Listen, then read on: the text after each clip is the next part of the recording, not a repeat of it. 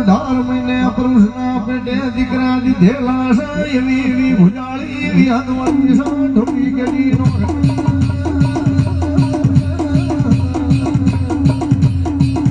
ભાઈ ભાઈ